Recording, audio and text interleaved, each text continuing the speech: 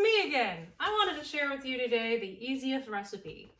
Now I know sometimes with me, when I get stuck in a mental health rut, or if life hits me with a shit sandwich, or I just want something really good and flavorful that's also simple and easy, or if I have guests over, sometimes I have guests over and I want to impress them with just, this recipe just has so much flavor and it's so simple and easy. So you're gonna need a slow cooker. So you dump chicken broth in, which I already did. I actually buy these little pre-measured 4-cup because I always find if I buy a whole thing of chicken broth, I wind up wasting all of it. So I use this, I just dump one in. I already have it in here because I tried making this video 50 times. Then you just dump your chicken in like this. You're just like, dump it. Don't really dump it because you're gonna get a splattering mess. Whoopsies. So then I prepare the lemon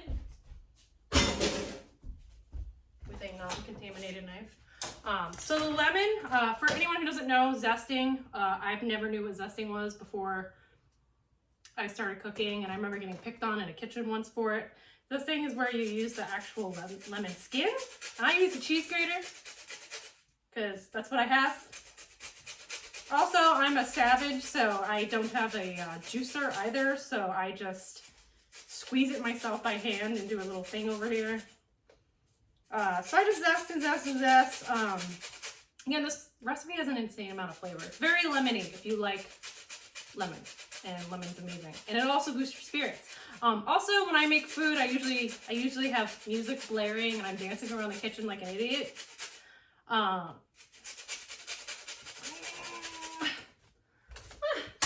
All right, that's that. Then I cut the lemon in half. And I squeeze it and hope none of the seeds get in. Usually I squeeze it into a bowl and pick the seeds out, but I'm short for time because I don't like making these videos super long. So yeah, you just squeeze the lemon, squeeze it in there. Then I do two tablespoons of butter, which is actually half of this quarter stick. So I do 2 tablespoons of butter, stick that in there, and you salt and pepper it to taste, and then I just pour a bunch of Italian seasoning on top, just however much you like. And then capers. These things are delicious. I don't know how to describe them. They just taste like delicious balls of deliciousness. I don't even know how to describe them. So I just chuck a bunch in here because they're so flavorful and delicious. You can't go wrong with adding a bunch. Can't ruin your recipe unless you don't like capers. But I don't even know how to describe them. I guess they're little flower buds from these trees in India. And I just keep adding. Sometimes I just dump the juice out and huck them all in there. But, yeah, just keep adding. So, then you put your lid on, because it's all your ingredients. You plug it in. I can't do that right now because I'm too far away from an outlet. Plug it in, you set your timer for an hour to an hour and a half, sometimes depending on the chicken cut. Again, I usually add, it's usually the pack of 4 chicken thighs.